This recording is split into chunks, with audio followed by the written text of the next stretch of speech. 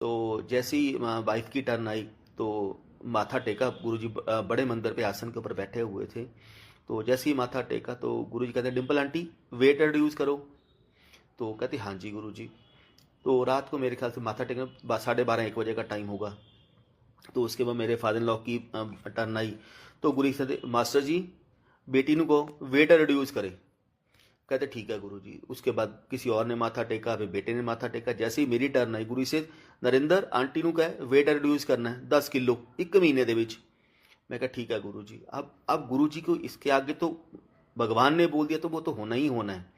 तो next day हम लोग एम्पायर स्टेट पहुंचे। जैसे ही एम्पायर स्टेट पहुंचे तो गुरु जी फर्स्ट फ्लोर के ऊपर बैठे हुए थे अपने रूम में।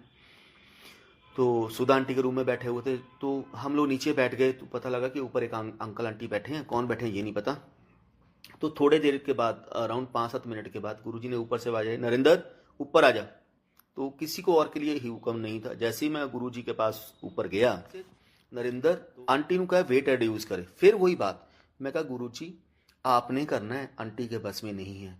देन ही सेज नरेंद्र करने वाला सब कुछ मैं ही है लेकिन संगत जे हथ भी नहीं हिलाएगी जे तुसी लोग आंटी कुछ मेहनत भी नहीं करेगी तो मैं भी की करूँगा। ही से उनका लॉजिक कहने का ये था कि हम सब कुछ गुरु के ऊपर छोड़ देते हैं कि गुरु ही सब कुछ करने वाला है।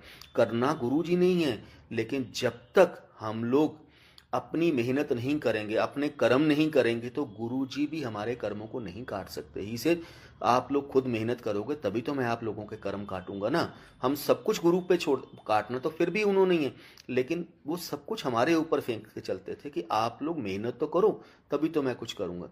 तो जैसे ही हम लोग नीचे आए लंगर वगैरह करने लगे तो गुरु जी जैसे ही लंगर किया तो गुरु जी कहते डिम्पल आंटी कल तो खाना नहीं खाना बिल्कुल भी।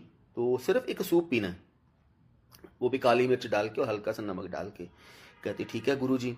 तो जैसे ही हम लोग लुधियाना पहुंचे गुरुजी ने जाते जाते एक चीज़ बोल दी। कहते नरेंद्र कल जाके आंटी का वेट कर ली और फिर 1 महीने बाद आप दोबारा वेट करना देख दिया कितना होंगे। तो गुरुजी ने बोल दिया भगवान ने बोल दिया वो तो पत्थर के ऊपर लकीर है उसको तो कोई चेंज ही नहीं कर सकता। तो हम लोग जैसे लुधियाना पहुंचे 3 से 4 दिन के बीच में हम लोग सब खाना खाते हैं सब कुछ है।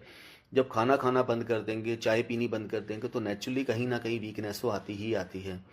तो हमारे साथ भी वैसे ही हुआ।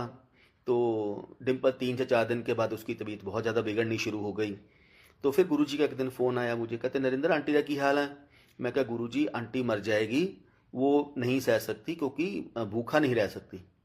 तो ही से जी काम कराया कर आंटी ने कहा सैलड खाया करे वेजिटेबल सैलड खाना है और सूप दे विच थोड़ा नमक थोड़ा होर बढ़ा दे।